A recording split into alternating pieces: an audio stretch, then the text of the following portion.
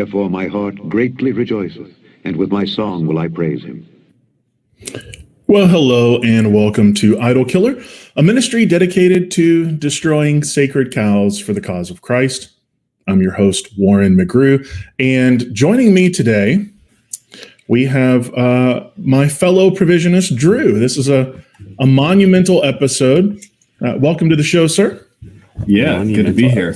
Looking forward to it. Everyone can hear us clearly in the comments. If you're hearing any audio issues or anything, just let us know.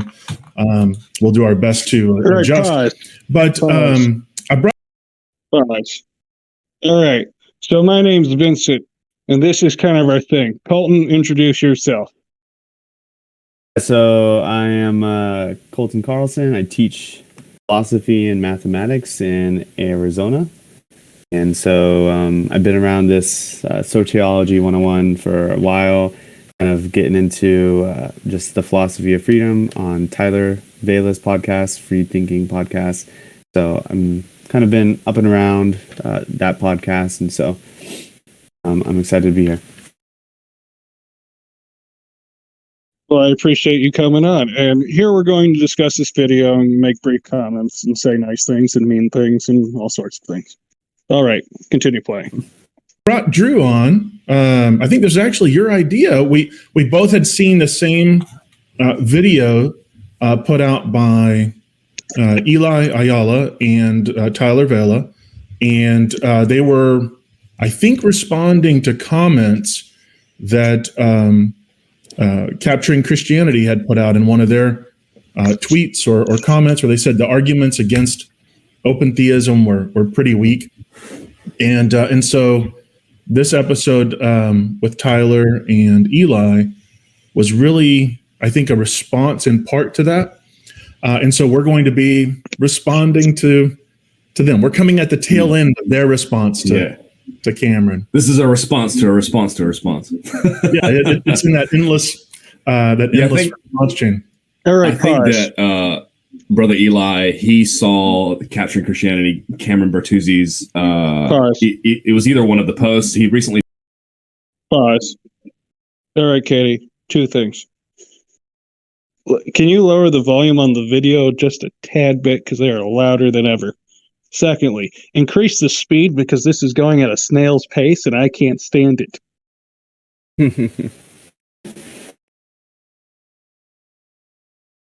Did an interview with an open go to or something on the pause button.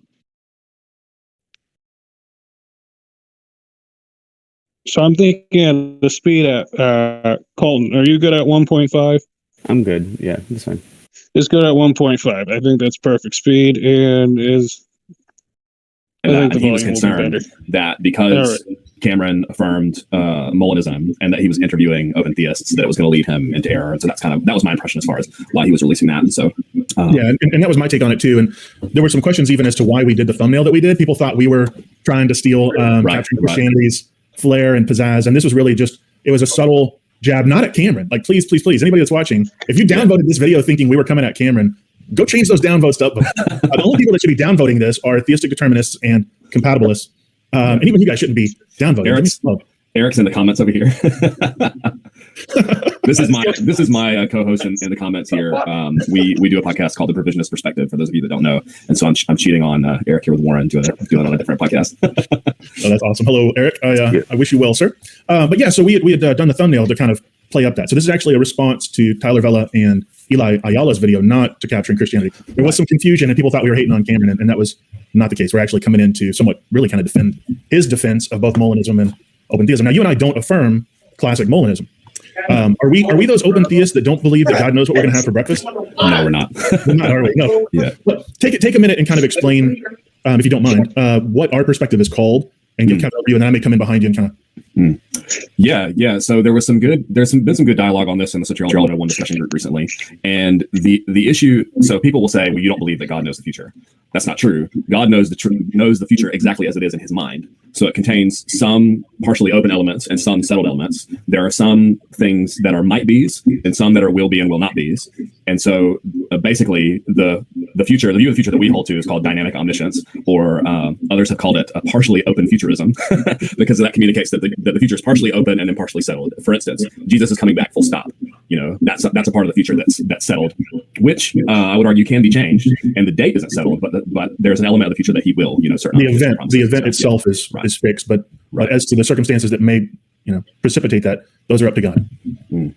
Right. Yeah. So that's kind of my, 60-second or however long that was take. Yeah. And I guess I would say the reason why it's called dynamic omniscience as well is because if you think about God's knowledge as, even for those that affirm the traditional view of foreknowledge, that this will happen. So after that happened, then his mind changes to this did happen. So it goes from a this will happen to this is happening to this did happen. And so that's at least what I would call a mere dynamic omniscience, because you're affirming that there are modes of thinking or knowledge in God's mind as events happen. And that's kind of tied into something else, which is like a sequential reality, which is a view of time that we hold to, which we probably won't have time to get into here. But yeah.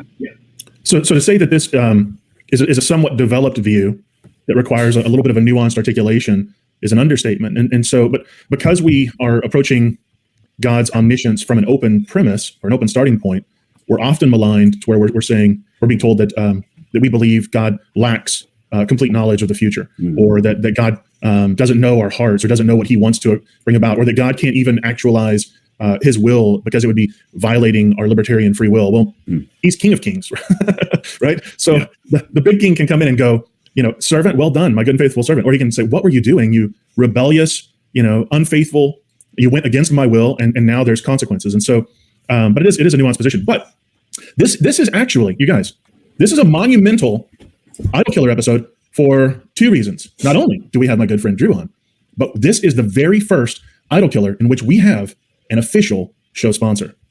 This episode is brought to you by philosophy. When you need to understand the fundamental nature of knowledge, reality, and existence, whether your interest is in natural, moral, metaphysical, or epistemology, philosophy is there to help all who love wisdom. Philosophy. See to it that no one takes you captive by philosophy and empty deceit, according to human tradition, according to the elemental spirits of the world, and not according to Christ. So, a fun little, quick little disclaimer here. So, all of this stuff that we're talking about is trying to understand how the living God of Scripture interacts with his creation and understand the revelation that he's given us about himself. How can we, as finite beings, try to understand this infinite God in the ways that he's revealed himself to us? And so that requires the employment of philosophy on all sides. So we're going to have to approach some sort of epistemological understanding or some sort of philosophical handling of these texts and assertions, whether they're true or false, about God. And we're going to have to try and process those. And so a word of warning, we are mere men. We love God, we love the Scriptures, and we're doing our best to understand those. But no one should relegate their thinking to either me or Drew or to Tyler or Eli or any other man. This is something that is intrinsic in your walk with God, that this is between you and him, and you all need to figure that out. Simply because a belief is popular or in a minority view, that's not determinative of truth. And so the reason why we had the show opening with the little warning you just heard there is do not be taken captive by vain philosophy. So if anything that we're saying tonight, or anything that Tyler or anyone else says about God seems to contradict Scripture in favor of a presuppositional commitment to some sort of extra biblical philosophy, then there's problems there. So we are engaging with Scripture, trying to understand it and formulate a philosophy around what we're reading, whereas oftentimes you can take a presuppositional commitment to the text, and then if there's a contradiction, then you're in trouble. Do I maintain this presuppositional commitment, or do I let go of the text? What do I do here? And so I wanted to put that in there. But please, you guys, if you're just tuning in, I see we got a few viewers on tonight. If you thought we were coming on here to bash Cameron, change that like right now. And if you have not had a chance yet, if you're new to the show, you like the content, if you've been here for a while,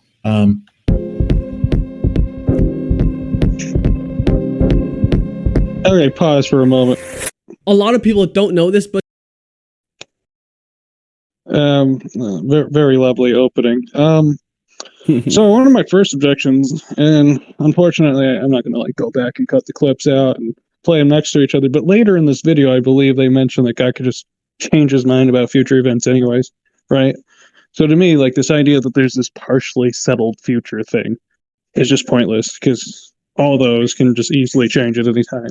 And if you say they don't, the worst thing is that it's just like an open theist fatalism where things just occur irrespective to the, let's say, the means by which they come about. What do you think about that? Yeah. Honestly, like, I'd rather get into the meat, but I mean, dynamic omniscience, I feel like is kind of a middle ground. Like, they want to hold on to open theism, but they don't want to give up on traditional exhaustive foreknowledge. So it's like it's a middle between this idea of exhaustive divine foreknowledge and traditional open theism, where God seriously does not know what you eat for breakfast. It is a rather nuanced omniscience that they're holding to. I agree with you. Some of their objections don't work, and we'll see that when we get through the video. But I don't necessarily have any objections with it when it comes to, like what Warren said. God can have the event settled, but when that event settled, he does not know. That depends, I think, on the event. I think it depends on the event, but we'll get in that little later. Gotcha. Play the video. But the best way to make money with Amazon in 2021 is not by selling physical. And if you are one of those rascals that downvoted this episode before it ever even aired, What's wrong with you people? come on. Fantastic. So yeah, if I could just to the point of your philosophy thing there, I want to say that one thing that irks me about this discussion is I often get accused of, because you hold to the position that you do of dynamic omniscience because you really wanted to hold on to your libertarian freedom, and the only way that you can be libertarianly free is if God doesn't know the future. I actually have never found that argument convincing at all, and that's not so. And we'll show you some of the scriptural evidence for our views here. I'm getting a little bit of feedback on my voice. I don't know if our viewers are hearing that, but so I just wanted to kind of get that out of the way, that I have no pre-commitment to, and I think I could probably speak for Brother Warren as well, we have no pre-commitment to libertarian freedom, therefore God cannot know the future because we would not be free. So but anyways, we'll get into it. Yeah, I mean, my background is actually one of affirming Calvinism for several decades, and I was committed to that ideology, but I was first and foremost committed to Christ. And so when I started seeing some inconsistencies in what I believed Scripture was saying versus what I was reading Scripture saying, that led me to reconsider some of those preconceived ideas. So I didn't come to this idea trying to justify free will. I'd been raised a Calvinist, and a very high Calvinist at that. The idea of affirming free will was laughable.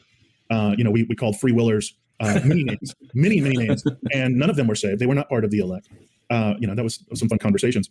And so I came to this view through a heavy bias against it. It just won out. But again, these are arguments that we're going to present. One might say that you were dragged, kicking and screaming. Yeah, Alex Spurgeon. I was wooed.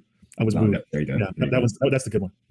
So we have a video where we compiled some edits of this, but there's a concern that we may be hearing a little bit of feedback. So we're going to play this. But if you guys hear any sort of, oh, you're saying I need to mute my mic, huh? We've tried that. I think that was about the feedback that I was giving through my mic earlier. But yeah, everything sounds fine now, I think. Okay. All right, I'm going to turn my microphone down just a hair. But I'm going to go ahead and start playing the video. And if you guys have any issues, let me know. Drew, if you hear anything on your end, go ahead and let me know here. But we'll get started. Well, I like how when I was learning Molinism, and I was confused as to how Molinists kind of understand the moments of God's knowledge in kind of these three ways. I liked how Kenneth Keathley phrased it, whereas God's natural knowledge is his could knowledge. He knows everything that could be. God's middle knowledge, he knows everything that would be. Yeah. And then there's his divine decree, and then God has his free knowledge, his knowledge of what will in fact be in light of his decree. Right. So you got that could, the would, and the will knowledge of God. I think that's kind of a helpful way of framing the. It's helpful. It's not exactly right, sure. Because again, his knowledge of himself is part of that necessary knowledge, and so it doesn't quite fall into the could category. All right.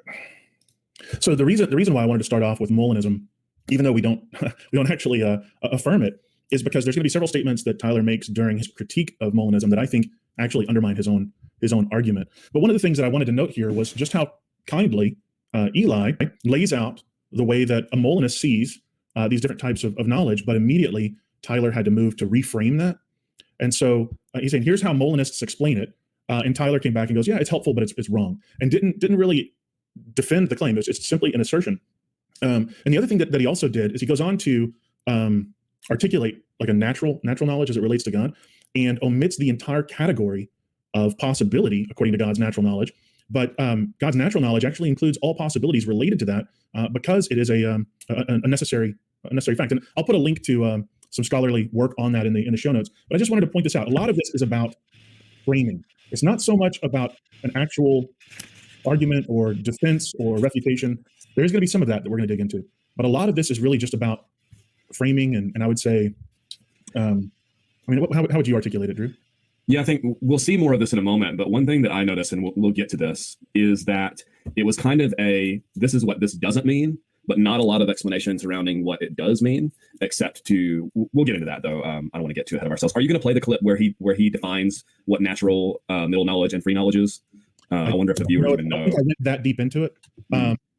I can pull it up and play it if we need to. But, well, we can just talk about it quickly. I guess I just thought it would be a good idea for the viewers to. So natural knowledge, and Warren, you can correct me if I'm wrong on this, but on Molinism, on the logical moments of God, there's natural knowledge, middle knowledge, and free knowledge. And the natural knowledge are all of the necessary truths that flow from God's nature, like math. There's certain things that we would say that there are possibilities in God's natural knowledge as far as what he could or could not do or could not create. And then the free knowledge is after he has decided to create what is actually true. And the middle knowledge between is that contains counterfactuals of human freedom, which is like, if he were to go here, then I would do this or whatever else. It's not like what actually happens. And so Molinism is seeking to explain passages in scripture of how does God know, if you would do this, then I would do this. And it's saying, well, between these moments, God has conceived of these counterfactual statements and then chooses to actualize a particular world where those things are either true or not true, I guess. So, and what's interesting, and we'll dig into this, but some of the objections are not consistent with classical theism. So, and this is one of the reasons why I wanted to include, even though I'm not a Molinist, I do approach counterfactuals. I do believe in genuine counterfactuals as someone who affirms dynamic omniscience. But some of the arguments that we're going to see here seemingly just set aside some fundamentals of classical theism. I'll get to. Actually, most of my objections have to do with really problematic views of omniscience and from my commitment to classical theism. So again, I do appreciate Tyler laying his cards on the table, and he's like, most of my objections aren't from the position of being a Calvinist. Some are, but most of them are to this pre-commitment to classical theism. Now, correct me if I'm wrong, but classical theism is it's heavily based in Neoplatonist thought. Yeah, well, we would argue that it is. They wouldn't, but yeah, it entails a lot of things that we would not affirm, like impassibility, divine simplicity. I would affirm immutability depending on how you understand what immutability is. But classical theism, as one friend in the social media spheres has said recently, is Christianity's dirty little secret because it's got a lot of things in it and a lot of affirmations in it that I think most students of the Bible would just not see naturally there. So, and you'll see this. I don't know if we'll get to that. I don't know if we'll get to a clip later on where Tyler talks about divine simplicity and stuff. But if classical theism is true, then sure, any open view is out the door, but that needs to be demonstrated. So yeah, you can't really just assume classical theism and then argue that you've won. There has to be some sort of evidential argument. But yeah, so we'll get into that. On Calvinism, on a one kind of reformed epistemology, there's a few of them. This is the one that I hold to, so I'm just going to present it because if anyone wants to attack it, they can actually attack my view then. And that is that God's decrees ground his knowledge, right? And so he has that natural knowledge about himself, right? So God has this natural knowledge that whatever I decree to be true in the actual world will be true. So here I wanted to note a distinction here, because in classical theism, he said that God's decrees are grounded in his knowledge. God's decrees ground his knowledge, but classical theism, if we're especially Augustinian theism, I mean, yeah, it's rooted in Neoplatonist thought, and like you mentioned, divine simplicity. So here, all of God's knowledge is pre-volitional, and it's limited only to the certain and the perfect, because all knowledge is said. If we're talking about this view of perfect knowledge, then we're saying that all knowledge is self-contained within God and originating from Him. And so, if we're going to say that God could know possibilities, then that would be like saying God could know that He wouldn't be perfect. And that's a weird way to think about it, but that is pretty much a historical understanding of perfect knowledge, in that sense that God has contained throughout all eternity all knowledge in Himself. He's never gaining knowledge. There's never an epistemological shift in that knowledge. It always is perfect and certain and cannot be otherwise. One example would be if God knew that He was going to create 1,000 species of butterfly, then that's the perfect number of butterfly that God could create. He couldn't create one more or one less, because that would be a deviation in His perfect knowledge, and He would know perfectly that 1,000 was the correct number. So He couldn't know the possibility of creating 1,001 or 999 species. And so it just kind of depends on how you're applying classical theism. Now, we were told that's what He's taking to the text, but how is He applying it? And so I think that's where some of the differences or the disagreements may come in. Right. So He has this knowledge of, had I decreed, let's say, the sky to be red, right, then the sky would be red. God has that counterfactual knowledge. So what we're going to be discussing a lot tonight is this idea of counterfactuals. You want to take a moment and just kind of lay out the way that we understand counterfactuals? Yeah, you and I haven't scripted or agreed on any of this prior, but I guess I would say that counterfactuals are things that are only counter to fact after the fact, in terms of my view. However, the view that Molinism would say is that if something had happened this way, then this is what would have happened. So that's not actually what would have happened as counter to fact. So then how does God know that? And then we would say that there is such a thing that God is still using, so to speak, or still knows, which are might be counterfactuals. So if he says, Warren might have Fruit Loops for breakfast tomorrow morning or something like that, then that means he either might or he might not have Fruit Loops for breakfast tomorrow morning. And so that's an important, as you said fancifully, I'm learning, about this philosophy stuff, is there's an epistemic category of might and perhaps in God's mind that's clearly revealed in Scripture that I think that, obviously, and I could be wrong, in my opinion, that traditional forms of divine omniscience do a poor job of explaining. So, including we're going to dig into our particular view, known as dynamic omniscience. This kind of representation of the living God's knowledge, not a static view, but a living and dynamic view. It is perfect, but not in the Platonist sense. It's complete as we understand the nature of God and reality as revealed in Scripture. But we'll dig into that more as we go. But I'm just kind of laying the foundation. I want to be fair to Tyler and kind of lay this out. So middle knowledge, it's called middle knowledge, not because it's like from Middle Earth or something, but because it's the knowledge that's sandwiched between those two things. It is actually that wood knowledge. It's his knowledge of the way the world. See, this is where I actually could or would. It doesn't really matter for middle knowledge. It's what could have been or would have been if conditions had been different and if he had created a different world. So again, with middle knowledge, essentially, the argument is that God can know the world, what it would be like if he created a red sky. But God cannot know the world, what it would be like if he created libertarian free creatures. So that's kind of where we're going with this. So Tyler's arguing that God can know within himself what it would be like if he created a red sky instead of a blue one, but that God will not be able to know what libertarian free creatures would be able to do in any epistemic sense. And so we would go ahead. Sorry. Oh, no, I was going to say we have a nuanced view as to how God understands what libertarian creatures will do, and what we can dig into that more. You can kind of lay that out now if you like. I forgot what I was going to say actually, so just keep rolling and maybe it'll come back to me. No worries, brother. No worries. Right, so it's not merely counterfactual knowledge. It's a very specific kind of counterfactual knowledge that really has to do with the type of free decisions that libertarian, and this is going to be important, that libertarianly free agents would do in different circumstances. So again, and I don't want this to drag on, and I am seeing some comments where they're like, "Come on, let's get to it." But I'm trying to be fair to Tyler, right? He and I have had disagreements, I think, to say the least, and so I'm trying to be as fair as I can and give him time to lay out his case. But I'm also allowing him to explain some views that he holds that I think are contradictory. So if everybody would just be patient with us as we get through this. But anyway, we'll get through this. But they would say, yes, they hold to libertarian freedom, but really Molinism is just a particular view of God's omniscience. So the reason at that point, I'm just going to, maybe I would have to hear them out, but my skeptical meter just goes off the rail, because in order, the meaningful difference, right, is specifically, remember when we talked about middle knowledge, it's specifically knowledge of the counterfactuals of libertarian freedom. There are. Okay. Can I just chime in here? I think what Tyler's trying to say is that Molinism is seeking to explain counterfactual knowledge from a libertarian perspective. And he's going to go on to basically say, that God doesn't need, we don't need Molinism because we need to assume libertarianism. And I guess I would agree with him in that sense that Molinism is seeking to explain how libertarianism is compatible with counterfactual knowledge. And they will make arguments for that elsewhere. But yeah, anyways. Yeah, I mean, we obviously have reasons for disagreeing with Molinism.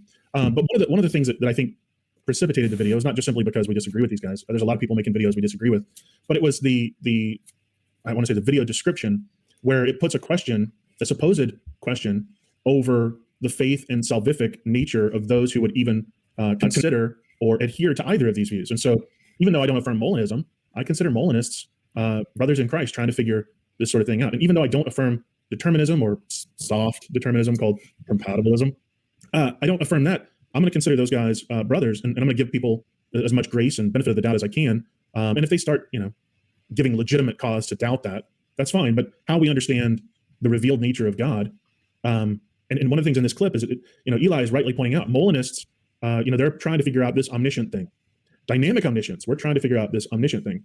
But as we dig into this, you're going to see this classical theist view that claims to represent God's perfect knowledge is really limiting it. I think out of all three of the views that we've discussed here so far, I think it's the most limiting, but I think that there's so much bias out there that it's not really ever considered. So many objections to Molinism. There are ones that are objections purely for philosophical, right? The grounding objection that has to do with God's omniscience and how he even knows these libertarian, like, what's the truth maker of these things? How is it that God knows these kind of counterfactuals of libertarianly free creatures if they're not even real, like if they're not actual choices and God hasn't decreed them and nothing exists outside of God? Like, what is there for God to even know at that point? So would you see that as begging the question? I mean, it's essentially assuming compatibilism or determinism is true, and then asking questions, which, by the way, shout out to Cameron, questions are not arguments. Love you. But it seems like Tyler is really just begging the question here and saying these aren't true, so then it's false. And he's asking how they could be true. He's saying that libertarianism isn't true and that compatibilism is, and that therefore essentially Molinism is unnecessary. But one thing that he did say there is actually one of the reasons why I reject Molinism, which is that on Molinism, God did make a decree. And he made a decree that included, so to speak, all of the free will decisions that he wanted in the actual world. And so one of the main reasons why I reject Molinism actually is its commitment to the decretal theology thing that's a part of, I guess it's probably a part of classical theism, but that I just don't see any scriptural evidence for whatsoever. So God has decreed this world to be actual on Molinism. So I don't know why, he's not decreed it in the same way that Augustinianism has, but he has. So we see it as a step in the right direction, but not nearly far enough away from the problem. And if I can, and feel free, like, even though this is, I'm the host, anybody that comes on here is more than free to disagree with me. But the problem that I see with those that have this strong emphasis on a deterministic decree is that it does, and we're going to get into this, is it does tend to rob man of any sort of actual moral responsibility. Now they'll just argue, well, you're still responsible. That's like saying that a fish is guilty for swimming. It's like, or it's like a whale is guilty for we should pause the surface right now to breathe. It's like, well, that's its nature. But I think the bigger issue is not even what it does to man, but ultimately where it lays the blame for man's sin. Can you pause because in those decretive positions, we would argue. Okay, so first off, they critique Vela for saying that's basically begging the question for compatibilism. First, having spoken to Tyler, it's not begging the question. Why? He's merely describing Molinism. He's merely describing what the grounding objection is. He's not arguing for compatible. If he was arguing for compatibilism or Calvinistic determinism, then yes, he would be question begging, right? Since he's only describing what the grounding objection is, how can God know? How is it that God can know what indeterminate, libertarian, incompatibilist free creatures would do in any given circumstance? That's the basic grounding objection. Since he's just describing it, then it cannot possibly be seen as question begging because he's not even arguing anything. So for them to merely say, do you think this is question begging on Tyler's view, is just the framing problem on them. So I think it's kind of ironic, and maybe Vincent, you can say something to this, but they say it's a framing problem with Tyler. I think they're providing the framing problem. They're literally taking it out of context and just jumping at the gun. Do you have anything to say that before I move on to compatibilism? No, I completely agree. Summarize the issue very basically. You know what? You're just begging the question. You're assuming compatibility. You're assuming a determinative answer, as some have said. So, go ahead. Yeah. For compatibilism, Warren basically, I love it. I laughed when I actually heard it, when I first heard it. But he's like, compatibilism, they would argue that you're morally responsible somehow. And then when they ask, how are you morally responsible? Then he basically said that we just say, well, you are. Something along those lines, right? And that's just false. Apparently he hasn't read all the extensive literature on the matter. Okay? Tyler is right that the vast majority of philosophers are compatibilists, regardless of whether or not they have other conditions, let's just say, to the natural world, and so they're sort of forced into the corner of affirming some sense of freedom while having a natural order or deterministic order, so therefore they hold to compatibilism. I honestly find that irrelevant, to be honest. The vast majority of philosophers who are rationalistic are compatibilists. In fact, the vast majority of free will philosophers are compatibilistic. So now, obviously, given the Christian the Christian dogma, most Christian philosophers are libertarian. Great, and we still are looking for an argument for why libertarianism is nice. But to say that compatibilism is this, and they press us, and all we do is say, "Oh, it's just somehow we're morally responsible." No, I can name at least 5 books off the top of my head that would prove that myth false, because prove that claim false because it's a myth. John Martin Fisher, any one of his works shows compatibilism to be very highly tenable. So his article on the 4 Views of Freedom, his book on called The Metaphysics of Free Will, his book with Mark Revisa called The Responsibility and Control, a Theory on Moral Responsibility. Preciado, who's a Reformed Compatibilist, a Reformed Calvinist. His book is called A Reformed View of Freedom. Guillaume Bignon, his book is called Excusing Sinners, Blaming God. There's Carolina Sartario, who is an atheistic contemporary compatibilist, but she's a very good one, at least a very good compatibilist at that. She defends it extremely well. Ellen Beebe is another English compatibilist philosopher who's primarily interested in metaphysics. I mean, I could go on and on and on. They all argue compatibilism. In compatibilism, there is a sense of moral responsibility that we're interested in, namely the desert sense of deserving, right? Moreover, they argue that all sequences of determinism are not created equally. I think these provisionist people like to discount compatibilism because they equate it with determinism or hard determinism. So then like, oh, of course you can't be morally responsible. Hard determinism. Okay, well, they're just assuming incompatibilism here. If determinism is there, automatically it's not compatible with any sense of freedom. They're also assuming some sort of hard categorical libertarian freedom that we would say, which, you have to have alternative possibilities. It's not what the Calvinist view holds. So I think their framing problem, the framing here of compatibilism, I don't want to say it's necessarily dishonest, but it's just not good. Adequately accurate, right? Yeah. No, I would say something like the statement there's like little maxims that they throw in there that are just kind of petty. To be honest, like questions aren't arguments, right? We agree. Yeah, but that doesn't. Well, one, that's not an answer to the question. Second, what questions are meant to do? Think of the Socratic method, right? It's to expose errors in somebody's thoughts. Yes. So it's just a weird view of how actually conversations actually occur. Like, it's bizarre. Oh man. Yeah, I would agree fully with that.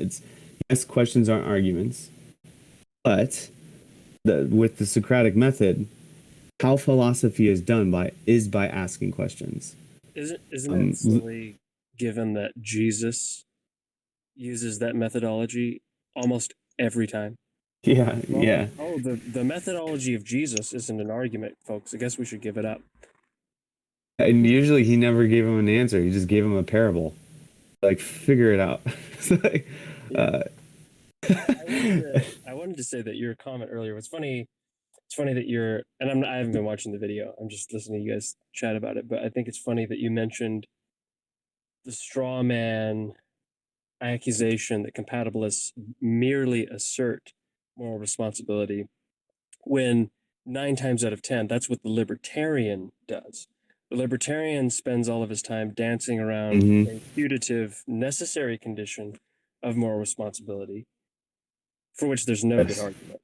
And he never demonstrates what's sufficient for moral responsibility. It's just asserted. So I think the libertarians ought to pull up their big boy pants and try to do with what compatibilists have been already doing. Yeah, I mean, it's effortless for us. We've done this for years. You don't even you've been bogged down in demonstrating a necessary condition You can't give a sufficient one. Meanwhile, we've given a sufficient condition for thousands of years, literally. Like, it would be nice if one day you could catch up. I like one of the most prominent libertarians is Kane. Robert Kane. I think you're going to go there. And it's just so funny when you read his work, and I have tremendous respect for Kane and how he engages conversations. You can see his writings. He's such an excellent writer. I am, if I'm going to be persuaded by libertarianism, it would probably be through Kane, just because he's just a really good expositionist, right? But when he goes to argue, he uses, he obviously is a leeway incompatibilist, so he uses alternative possibilities, that we have access, metaphysical access to alternative possibilities. Now, when he defends libertarianism, what does he use? Same thing. He uses the axis of alternative possibilities. Then there you go. That's a problem. So when you're defending libertarianism, fine. You can question beg all you want. You're merely defending it. You can say we have access to alternative possibilities. In fact, that's the way he uses out of Frankfurt style examples. But when when the tables have turned, when he is the one giving the argument, I agree with you. He just assumes that the alternative possibilities condition is what is sufficient or necessary, whatever, for responsibility. It just cannot be seen any other way. And that's where the problem lies. I think this is unintentional. I'm by no means accusing libertarians of dishonesty. However, I do think a big issue is that they speak and reason about libertarian freedom as if it were sufficient, when after being called out on this mistake, they will retreat to saying, oh, but we're just talking about necessary conditions of moral responsibility. Yes. Well, the difference is that when compatibilists are talking, they're well aware that they are giving both the necessary and sufficient conditions of moral responsibility. Mm-hmm. Yeah. Agree. Vincent, do you have anything else to say? One more thing before we go back to playing. You guys hear me? Hello? Yes, we hear you. Oh, you hear me? Okay. What'd you guys think of the fish analogy? I think we heard that, right? It's like asking a fish not to swim or something. Yeah, it's so he equated compatibilists and their supposed response to how we are morally responsible given determinism to a fish being in water. Like, I honestly, I don't remember what it is. I don't really want to butcher it, but it was something like that. Like a fish is surrounded by water, and it's like basically saying a fish to stop swimming or something like that. And it's just impossible. So he's basically saying it's impossible for us to give an adequate account of responsibility given determinism. And that relevant argument to show that those are actually analogous is forthcoming. So prepare. I'm good to move on if you're good. Okay, play the tape. Or I would, that it ultimately is laying the blame at the feet of God for decreeing, causing, actualizing, and making it so that it was no other way. I don't know how you would respond. Yeah, I mean, I have, that's the main, well, number one, the main issue with decreal theology for me is that I just don't see it in scripture at all whatsoever. And two, I think that, like you said, I think it destroys any kind of meaningful human responsibility. I think Molinism does too, but I feel like that's a different conversation. So yeah. All right, so I'm going to try and get through these. I can run what's called a reductio ad absurdum. A reductio ad absurdum is a type of objection. It's an internal critique where I say, okay, let's assume this position is true. Okay. Let's push it to its logical ends and see what happens. Right? There's kind of a hard reductio ad absurdum, which is that when you push it to its logical ends, a contradiction pops out. And if a contradiction pops out, it has to be false. Right? If something entails a logical contradiction, it's false. So just real quickly here, I think that's really good advice from Tyler. If there is this logical contradiction, when taken to its logical conclusion, then we should determine that view is false. Now, Tyler will claim that God is all-knowing, but God can't know the possible choices of truly free creatures. That God is all-powerful, but he's not powerful enough to create truly free creatures. And so, he said if a contradiction is present, then it's false. And I would see this as a contradiction, that God is all-knowing, but he doesn't know what truly free creatures would do. He'll appeal to a kind of freedom, which is like saying it's safe to eat a kind of poison. He'll appeal to these definitions, but they seem to be self-refuting or inconsistent, or like leftovers from the jigsaw puzzle factory. They were never intended to go together. I don't know if you want to add to that. No, I think I'm all right. Yep, that's good. Compatibilism just is the position that there is a kind of determinism that is compatible with freedom that's sufficient enough to convey moral responsibility, either praise or blame. All right. So again, letting Tyler define his own position, right? People may complain that I'm taking too much time with this, but I want to be fair and give him enough rope. So a kind of determinism is compatible with a kind of free will. So when we're looking at this, what does this free will look like? Is it ever really described? How are we free, truly free, if we're acting upon the desires that God gave us and could do no other? What does this kind of determinism look like? Is it just as deterministic as hard determinism? Well, then really it's not the determinism that's changed. It's the fact that man isn't free. It's a kind of freedom. And you'll see that really Tyler and other compatibilists won't let go of God's exhaustive determinism. But Calvin said that to claim that God allows anything. In the video, and we may get into this, but Tyler talks about two different kinds of actualization, a weak and a strong. But that's just code language for God allowing something. And Calvin said that for God to allow anything was folly and foolish, that he decreed and authored everything, including evil and the wicked. So this view of compatibilism that Tyler is defining here seems to be inconsistent with the fundamentals, or at least the historic articulation of Calvinism. And it seems like his view of classical theism is not in step with the historical view of classical theism. So it seems like we could be accused of having a nuanced view that has evolved over the centuries. But I think that that is certainly true as we're looking at these arguments that Tyler is making. So I don't know if you want to add anything to that, or we can jump on. So you were basically saying that Tyler's view of compatibilism here isn't really the traditional view, because okay, from my understanding, I don't want to get too much on the historicity. It doesn't really matter, but aren't they confusing bare permission? Don't the classical Reformed thought to deny bare permission, just like God just hands off, deistically lets things happen? Yeah, I would argue that the Reformed Orthodox can arguably still hold to some form of permission. If you strip the definition of permission down to its bare bones, you can get something like not necessarily hands off, like allowance. It's more like I just think it's more complicated than that. It's basically like I think they're taking it from their context, what permission looks like, and applying it to Calvin. I think Calvin, the context of what he was applying to was against their form of permission, not permission in totality. I could be wrong. I don't know what you guys would think about that. A floor plan by Google. Nice, Dave. So I think if I was going to comment that on, now this is a more modern analogy, but that's fine because we're talking about compatibilism in general. But if you take the author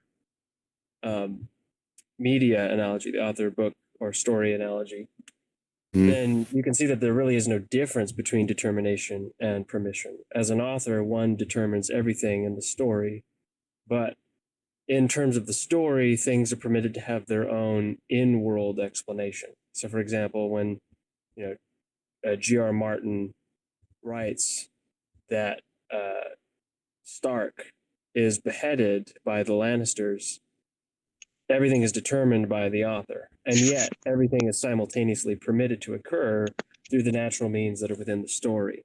So the concept of bare permission would be the idea that things can exist and occur and have causal properties, connections. Time can go its way independent of God. That makes reality Platonistic. It's as if God just comes upon a world that's going on his own, and he happens to decide to interact with it as if he were some demiurge subject to pre-existent material and forms. So, I mean, that is the level of metaphysics that you want to stoop to if you're going to be a libertarian. There are just things that can happen, things that can exist, realities to which God is subject because he doesn't determine them, but is just a mere observer. I think they kind of beg the question and equivocate on what truly free creature is. When they keep saying truly free, I think what they're trying to do is smuggle in their term that they're trying to defend, as if that's true. I see that. Right? Yeah. Which I mean, for an incompatibilist, to me, it doesn't surprise me. But it's pure rhetorical flourish.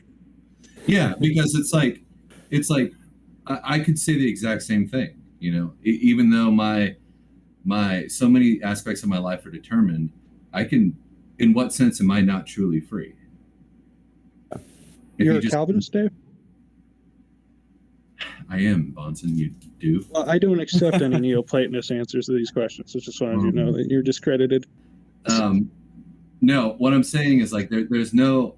It's unnecessary to use the word truly. It's just it doesn't. What they're trying to make the case as if to say that like some sort of we don't have a true freedom. Yeah. Right. Libertarian circle. Everything assumes it's you read everything in the light of that and sort of nothing's true other than your view. Yeah. Usually how it goes. It's an unhelpful adjective. Oh yeah, definitely. Yeah. Frickin' Katie, roll on 2. Because he's talking about a kind of determinism instead of like actual determinism. Is that what you're saying? Well, no, I'm saying when presented with a choice, we talk about kinds, kind of determinism or kind of free will. Which one will the theistic determinist or the compatibilist compromise on? Will they compromise on man's freedom or will they compromise on man's determination or God's determination? They'll say, well, they're truly compatible. Man is free and God decrees. And it could be otherwise. And we don't know how it happens. We're just told it does. There's no defense. There's no argument. There is no support. And in order to overcome this apparent contradiction, the entire concept of free will is redefined. So it'll given the term libertarian in order to distance from it. But that's what's commonly understood by most people when they think of free will. So it'll be compromising God's decree. It'll be compromising the kind of freedom that men have. Yeah. I think there's a commitment to this decretal theology and exhaustive divine determinism. And so when he says kind of determinism, I don't really know what that means besides there's hard determinism and there's soft determinism. And soft determinism is compatibilism, what he's describing. So he really just means determinism and a kind of freedom in the sense that not libertarianly free, because those are incompatible, determinism and libertarianism, but compatibilistic freedom, i.e. doing what you want to do, is compatible with determinism, is what he's saying. But can you so essentially what we'll see is that God gives us the desires and we're free to act on them and not free to do contrary. As the video progresses, he will reject the principle of its PAP. I'll get there in a minute. Yeah, just pause it. Oh, shoot. Oh, no. Okay. So I think what he means is that there's different deterministic sequences. So there are kinds of determinism. There are kinds of determinism that go against one's agency or one's freedom, not assuming libertarianism or compatibilistic freedom. I'm just this idea of freedom here.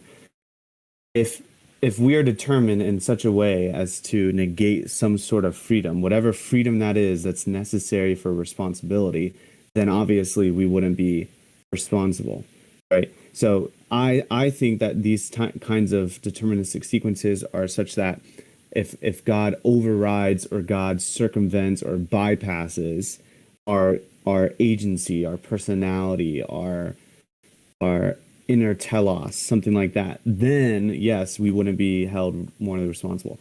But is that the only deterministic sequence given compatibilism or soft determinism? And we would say no. There is a difference between deterministic sequences. There can be a deterministic sequence that does override agency, and that goes against our will. But then there's deterministic sequences, arguably the ones that compatibilists or Calvinists want to uphold, that don't go against our will, but reforms our will, or rather goes through our will. That's actually how we are regenerated, right? So this type of deterministic sequence is in alignment or parallel with our will. And so he can still ensure that the outcome is still decisive, right? But it doesn't intersect or doesn't go against our agency. I think that is what Tyler is getting at. And they basically said that the only deterministic sequences are the only kinds of determinism are soft determinism and hard determinism. And while that's not necessarily false, I wouldn't say it's necessarily accurate either. So I think that's a start. I don't even really like using the word soft determinism, but I just wanted to clarify that piece. I don't know if anyone else has anything to say on that, but to comment on what you just said, yeah, I think that's a problem in and of itself. Phrases like hard and soft determinism are linguistically retarded. They don't precisely categorize things. There's a reason we have words like compatibilism. Yeah. I mean, I would even go so far as to argue, and I think that it really demonstrates a lack of comprehension over where the disagreement really lies, to disagree with this classification.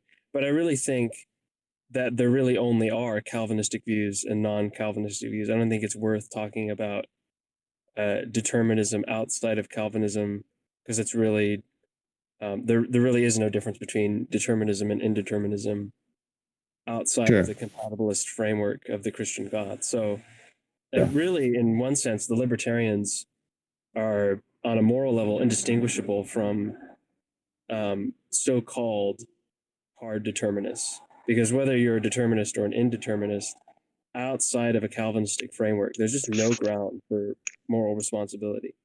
And I think if people were to start taking that movement of language seriously, there might be an increase in Calvinists, because the libertarian position is just unintelligible from the standpoint of moral analysis. And yet, here we are. All right, Katie, roll on too. All right, let me see where we are. Compatibilism just is the position. That's kind of where my leading problem with it is.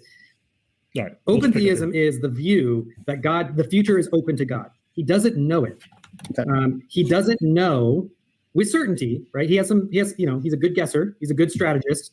He takes some risks. He takes some gambles, but he doesn't know the future because the future is open, right? Because all of those free choices are indeterminate. Nothing previously causes those things. And since you cannot infer the outcome from any prior cause, nothing is determining it. So there's nothing to be known.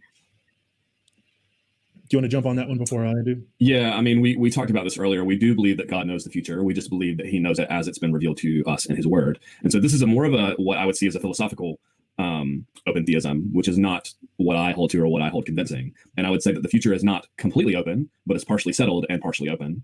And so to say that it's completely open and therefore God doesn't know it at all is just not what we believe, as people who hold to dynamic omniscience. Now, of course, Tyler may not have been seeking to represent that position, and that's fine, but we're just providing some clarity for a nuanced position on the subject. So, yeah, so I mean, you can hold an open view and say God knows the future. And so I think the stigmatized with an open view is, and there's some pretty heavy stigma that gets thrown in this video. So yeah, we'll dig into that. And the one of the things that I think is helpful is that omniscience basically means believing all true propositions and not believing any false ones.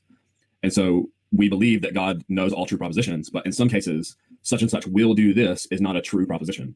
So he's not going to believe something that isn't true.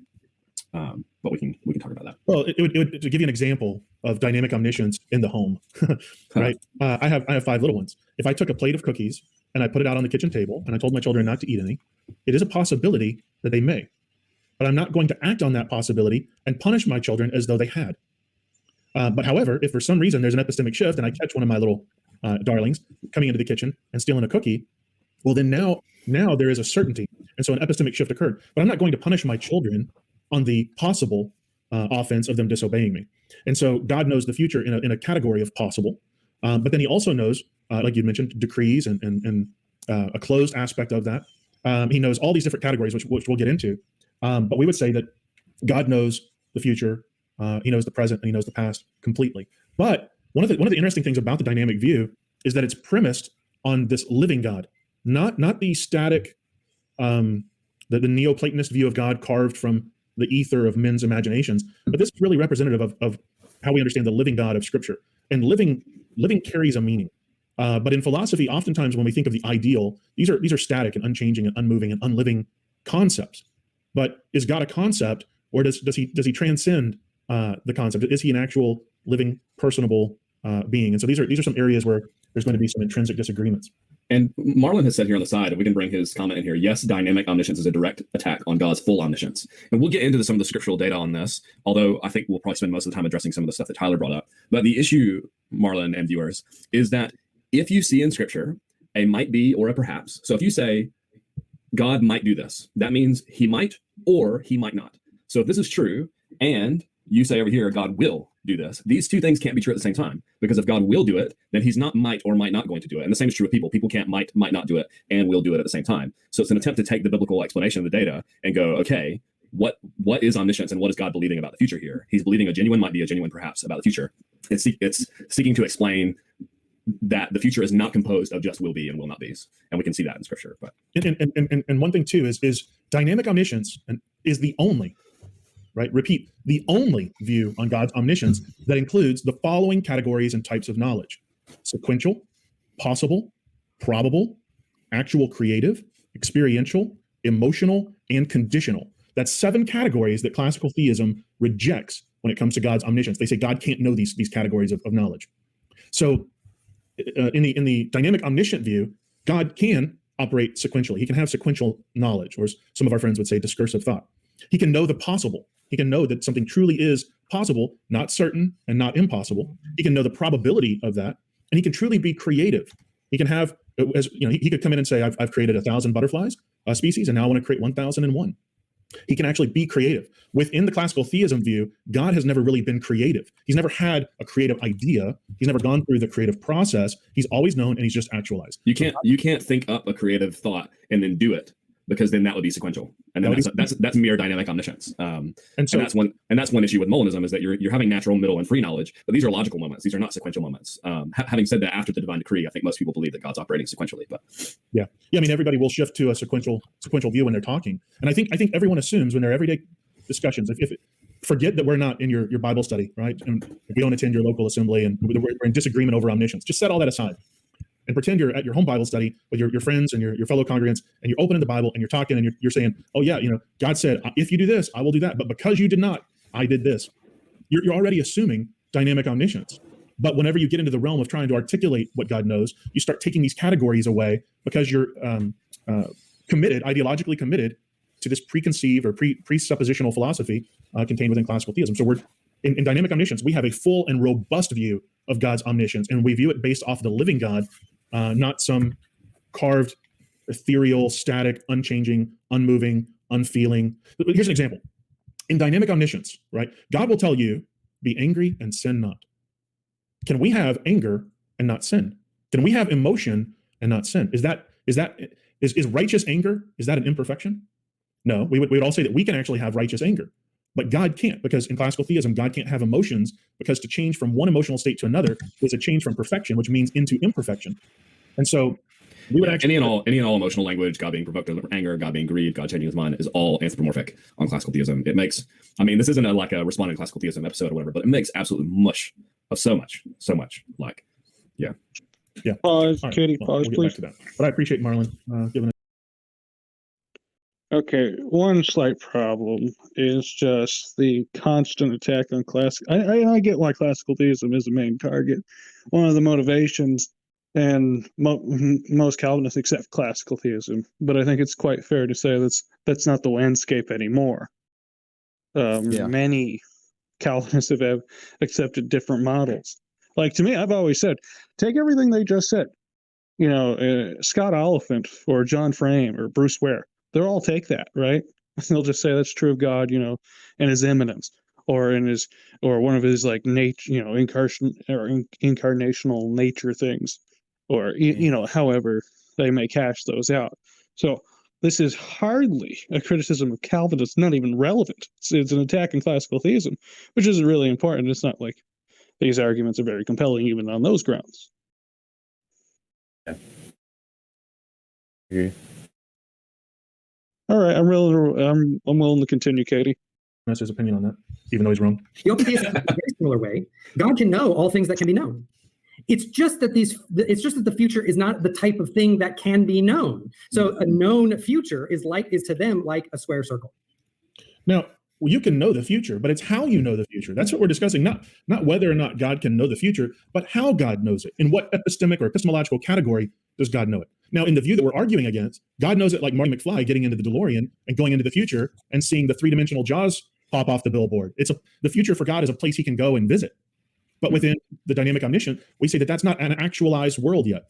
It doesn't exist. The past, it has occurred. There is the moment of now, and the future is not a place that we can visit. It's a realm of possibilities. And so this view is recognizing that God is the God of the possible, right? That God can actualize, he can accomplish his will. But I think it's a fundamental difference in how we understand God's knowledge. Not that he knows, but how does he know it? And then second is the time equation. Is God jumping in the DeLorean, or is God operating sequentially and actualizing what he wants, how he wants? And we would say that God is also powerful enough to create beings in his image and likeness and imbue us with self-determination and hold us accountable, because we can do contrary. We can obey or disobey. You want to add to that? Nope. Sounds good. Stop right now. So in popular circles. Stop that tape. Stop that tape. All right. Firstly, by golly, what a dumb model to think that we think that God's jumping in the DeLorean and going to, I will say this, in terms of sequence, Back to the Future is one of the best paced movies ever made. Yeah. But it's kind of dumb to think that's what we're trying to say about as a model of divine foreknowledge, right? Usually, and they're not even faithful to the classical theists here, which I will be, because I have strong affections for them. They are my friends, and I'll say no.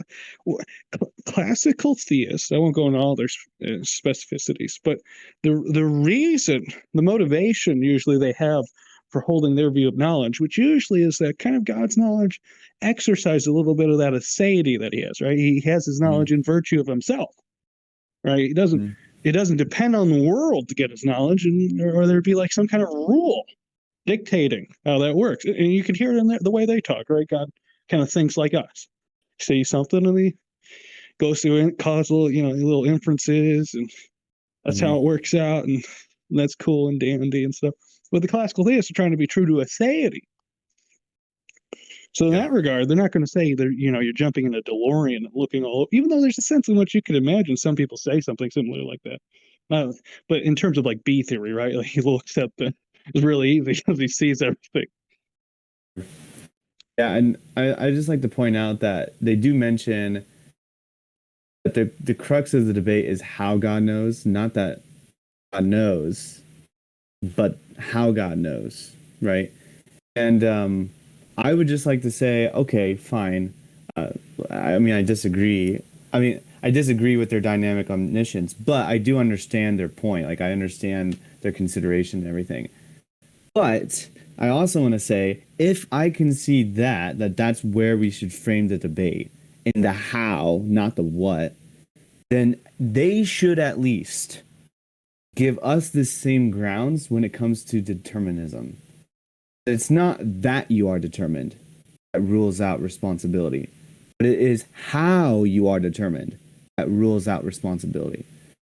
So if they're going to make this distinction in God's omniscience, then and if we concede that distinction, and that's where we want to take the debate and frame it, they should at least give us the same amount of credit when we talk about God's providence, God's strong providence. It's not about the what, it's about the how. So I thought that was very interesting. And so I'm like, okay, fine, let's concede that. But at least do us the due diligence and courtesy, the academic dialectical courtesy to give us the same amount of ground. Well, there's one true maxim in a world of COVID. It's a rule for thee, but not for me. And and that's really where we're left off on that issue, I think. Your, I have one question. I may be misremembering. Do they talk about God being creative and like? Yeah, so they don't think they think on their view God can be creative, but no other view of omniscience God can be creative. I think that's what they're trying to argue or trying to say, that only dynamic omniscience can pinpoint a type of creativity of God. Yeah, well, I just find that very implausible. Namely, if you're a God that knows every possibility, right? How creative can you be other than all the known possibilities? Unless God doesn't know every possibility. So they say, like, yeah, do they mention the butterfly thing, or is that later in this video? I think it's later. Oh, well, take the butterfly thing, right? He can't create he can't think of a new kind of butterfly, right? But our God's so cool, he can. He didn't even know it was possible. Oh wait, he does know everything. He you see, no, rather he was unaware of it. No, I'm kidding. Well, they won't say that. I would love it if they said that, but I don't know how creative technically God can be on that view, other than creative in ways to bring it about. But in that sense, he already knew it. It's not like it's a surprise to him or something. So it's, to me, like, these objections are dumb. That's my personal take. I don't know what your thoughts on that, but I'm good. We can move on. Roll on to. Add to that. Nope, sounds good. All right.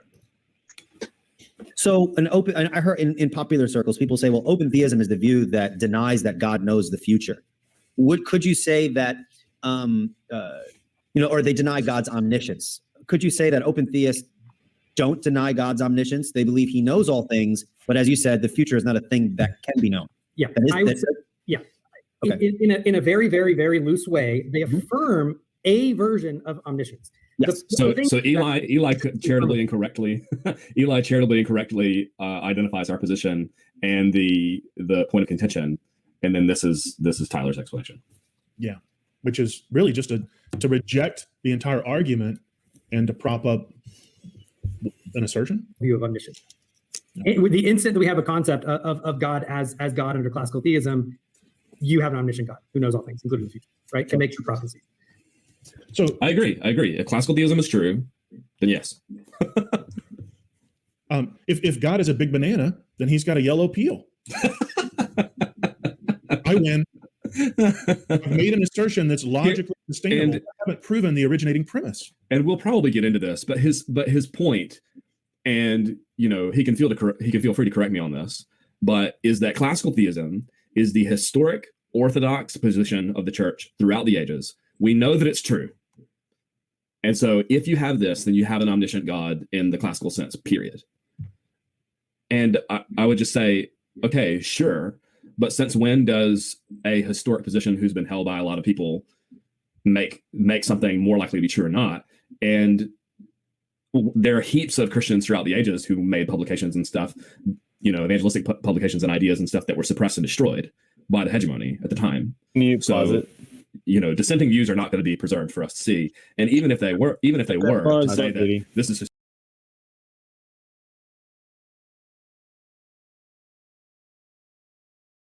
and as you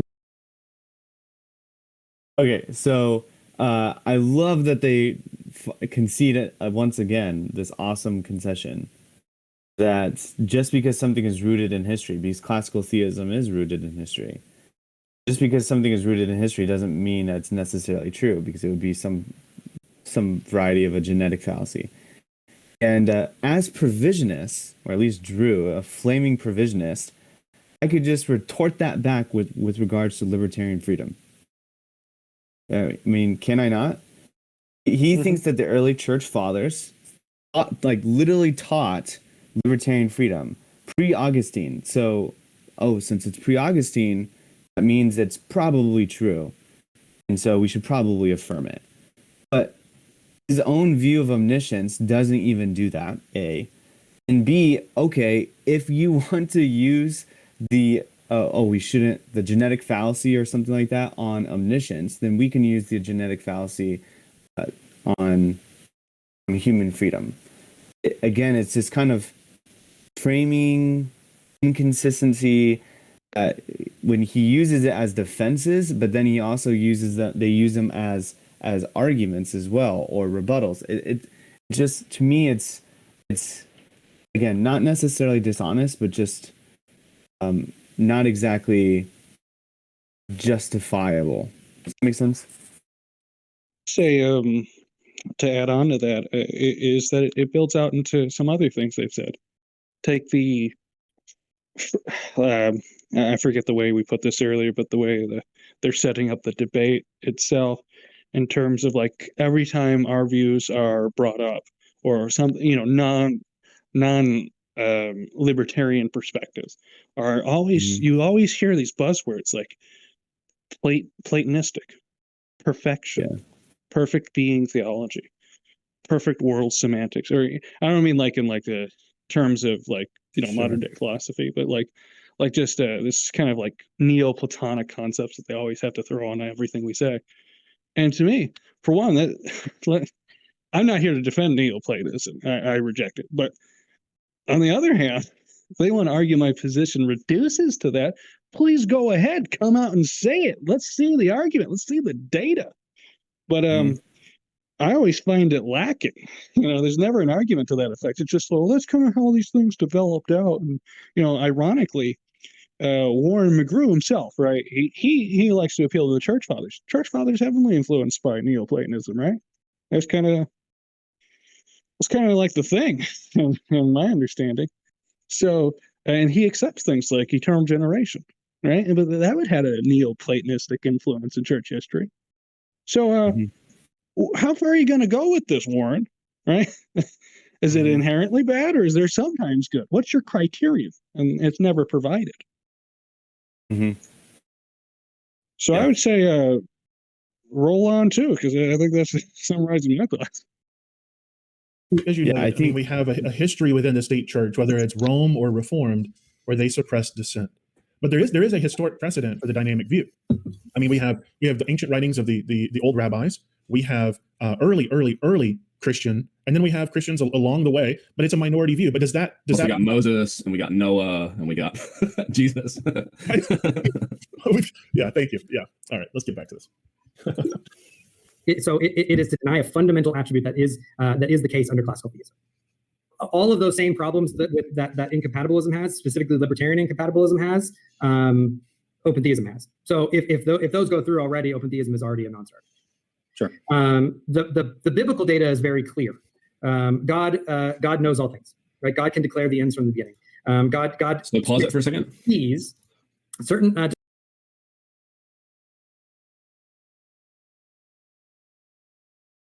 We're good, Katie. You can. He said pause for a second. We didn't say pause. God knows all things. Does it say that God knows the future as exhaustively settled and that he knows each and every element of the future as certain? And then if God declares a thing in the future, does that entail that he has declared everything? I don't think so. It's presupposing that which is supposed to be argued and defended. Well, and this is what he believes about Isaiah 46:10, right? Is that, I declare the end from the beginning. And so that means that all ends are declared. Why can't I affirm that? God can declare, this is what I'm going to do, and then bring it to pass. This is not a problem for our position. And Isaiah doesn't say, I declare the end from the beginning, because libertarian free will doesn't exist. He says, I am powerful. Isaiah oftentimes, when you're dealing with adherents to classical theism, they're engaged in apologetics of that view. They will often conflate a power claim with a knowledge claim, or a single event with the entirety of the operation of God. And this is one of Tyler's points I think that he will make. Essentially, is that if God can blamelessly predestine one sinful event, one sin, which is crucifying Jesus, then he can blamelessly predestine all of them. Yeah. And so that's his point, is that incompatibilism, which actually drives me nuts that people call it incompatibilism. It's frustrating that we even have to say libertarian free will. We should just be able to say free will, because that's what everyone intuitively understands as free will. Yeah. He pause it right there. Katie, what was saying? He was saying that we have a principled objection to God being able to predetermine a sinful thing, and that if we can determine that one sinful thing takes off the ground, frickin' Katie. First off, I want to say with regards to the intuition, the folk intuition, because he says, "Oh, I hate that we have to use incompatibilism. You should just be able to say free will, and that should just be able to do it." Why? That doesn't make any sense to me. That to me just is, again, begging the question. You need to show what kind of free will is necessary for responsibility. Aside from that, there's many studies that would come out and say that compatibilism is indeed the more folk view. But as one of Tyler's recent videos actually have said, I think it's the video when he goes into saying free will as a theodicy is bad. I think it's that video. He does sort of mention this, and he just says it's complicated. The matter in which, like, what is considered the folk view, is it incompatibilism or compatibilism? He says it's complicated, and I would agree, it is complicated.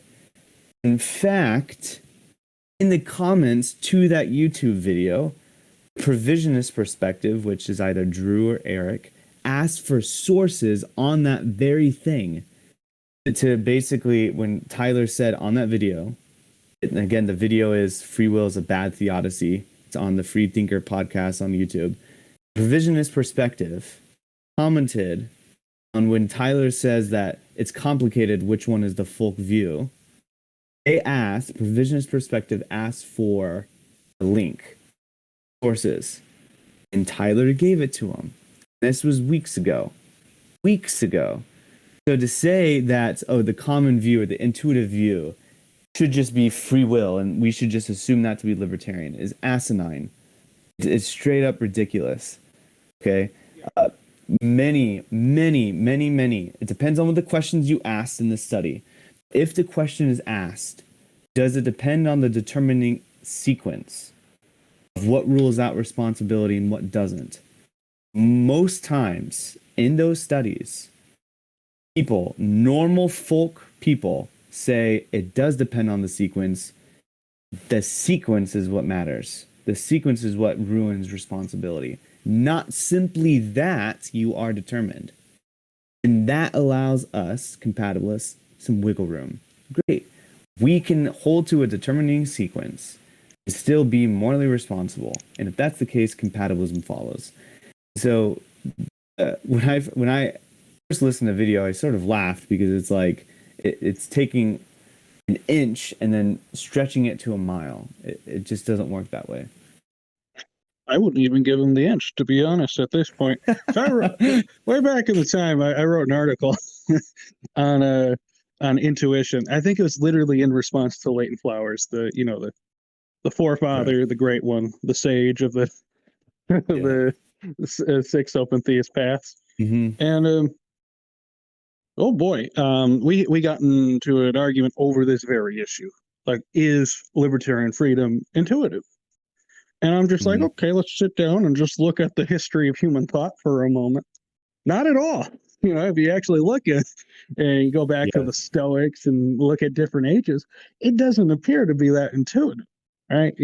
Maybe in like Aristotle or something, but in other times and with different influences, it's not intuitive. There were plenty of ages where the predominant thought was deterministic. And it also depends on geographical region. See, and this is where my presuppositionalist colors may fly a little bit. But we have to recognize one of the problems with intuitions is their subjective character often, right? And given popularity of certain figures, philosophies, and whatnot, will influence what people say, think, and do. Yeah, if I wanted, because they may even come back and say, "Where's your evidence?" Well, first of all, I gave you that Tyler linked a very thorough, scholarly research, philosophical experimental research on it, on the comments that they commented on his video that free will is a bad theodicy. Also, Rutledge Companion of Free Will is an amazing article on it. I think it's by Adam Feltz on folk intuitions that goes into the study and which ones intuitive, and he basically says the same thing that Tyler does. It's complicated. It depends on the questions that are asked, right? But certainly by no means is it just simply libertarian freedom. And then there's also another article in the handbook, Oxford Handbook of Free Will, that has the exact same sort of studies. It's a different study, but has the similar studies from a different author, and they come to the same conclusion. It's complicated, depends upon the questions that are asked, and by no means is the folk view just simply incompatibilism.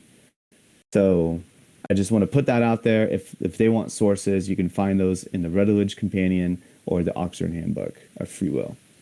Now, dumb question on my part to you. Is there like a historical example like I tried to do?